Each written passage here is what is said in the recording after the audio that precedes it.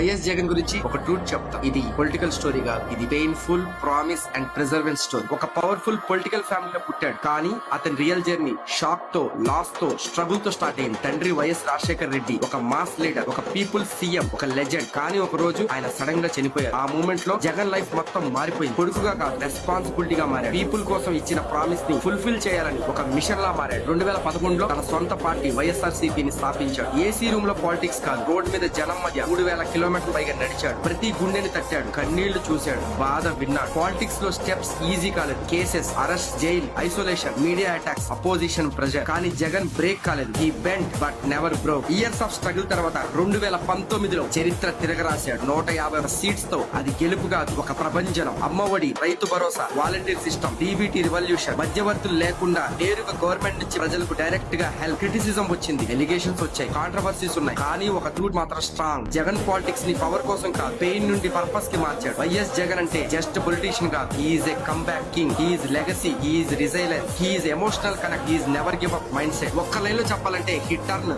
Heart break into history.